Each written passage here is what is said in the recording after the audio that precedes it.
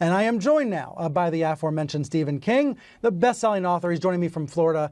Stephen, thank you for being here. I wonder what you say about an experience where we might be all living through something scarier than any novel could imagine. Well, actually, I did imagine it. I've heard a lot about that. That's true. In the last just 3 or 4 weeks, people are saying to me, we're living in a Stephen King world, and all I can say is, boy, I wish we weren't. But this has been waiting in the wings for a long, long time. I wrote The Stand about a pandemic that wipes out most of the human race. Thank God this one isn't that bad. But I wrote that in 1979, and ever since then, there's been this has just been waiting to happen. And the fact that nobody really seemed prepared still mystifies me.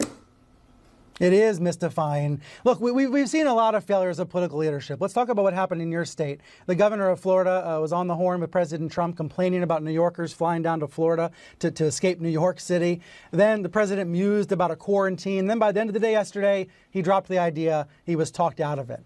What's your reaction to that kind of leadership?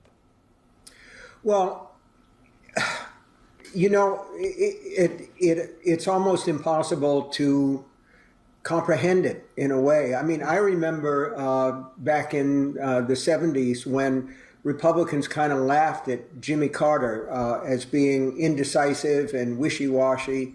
And the president that we have now, and again, Ron DeSantis here in Florida, the same way. These are supposed to be go-to-it guys. These are supposed to be the take-charge guy. It's the guy that you want in charge when something really goes wrong because they don't waffle, they don't wishy-washy. So you had Trump at first saying, well, this really isn't very serious. Don't worry, everything's going to be okay. Then when the stock market starts to dive, when the reality of the thing hits home, he's talking about, well, take it easy, really. This thing is going to be like a miracle. Everything's going to be okay by Easter, and we'll have the churches full. And everything that will be back. And then a couple of days later, he talks about a quarantine. Andrew Cuomo didn't know about it. Nobody really seemed to know about it. It just came out of his head. Yeah, and he's not even talking about Easter anymore. It's like every day it's a new idea. The Miami Herald and Tampa Bay Times reporter who was trying to attend the Florida governor's press conference yesterday was barred from attending. This is disturbing, and all news outlets have to speak out against this. But what do you think the governor's thinking? What's he doing? Well, I'm not sure he's ahead of the curve. I think he's somewhere behind it. This whole situation is a little bit like the barn door has been locked, but the horse was stolen, I'm going to say 10 days ago.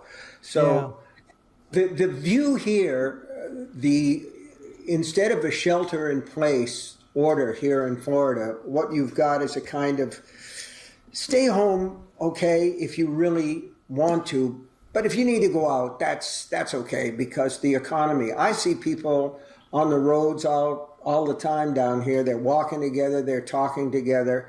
And I have to say that there's been a horrible example set from the top on down. The thing that sticks in my mind is the fact that all these people got together in the Oval Office when President Trump signed the bailout bill. Basically, we'll call it a bailout. So here they all are, side by side. And to me, the only thing I could think of was, suppose everyone in that picture had a cigarette, you know, because you'd be talking about the same kind of damage, the same kind of possibility of damage to people. And it's a terrible example, horrible example. But it's a way of saying, and the same thing is true with DeSantis down here in Florida. There is a sense, there's an undertext to this thing, Brian, where people are saying at the top, really, don't worry about this too much. And if they continue with that attitude, people are going to take it from the pictures they see. And more people will die who don't have to die if we see these failures of leadership continue.